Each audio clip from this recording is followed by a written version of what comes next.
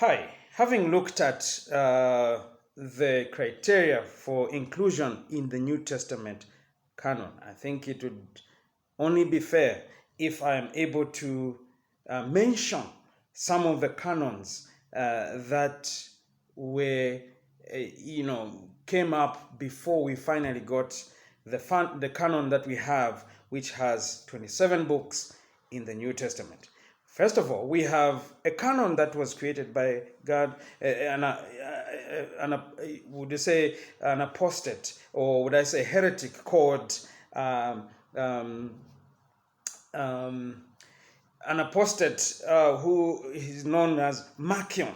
Marcion. In the first century, he came up with his own canon, and what he was doing is basically he was picking and choosing those he loved. He hated the God of the Old Testament. He thought that there was a tyrannical God and so on. So he did not want to have anything to do with the Old Testament.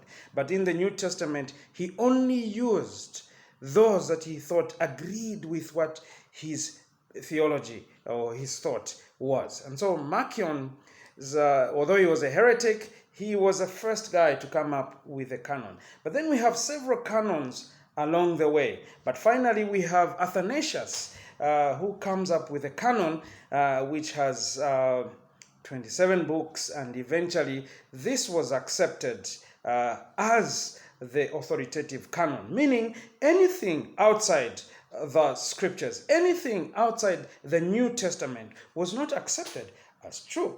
And we must mention here that there were many other canons that came to claim to have been part of scripture. Some claimed that they were written by the apostles, so they were using pseudonyms or a name of somebody so that this might be accepted as true.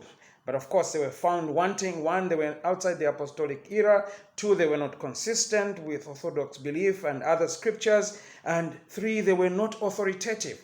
The church did not accept them as such. And how do we know that these were not true? Well, we need to read the writings of the church fathers and apostolic fathers.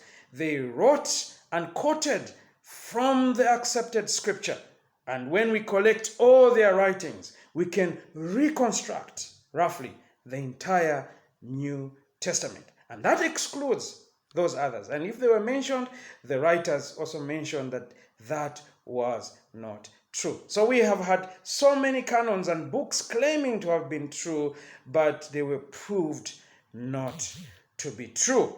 So the New Testament by the 4th century was complete.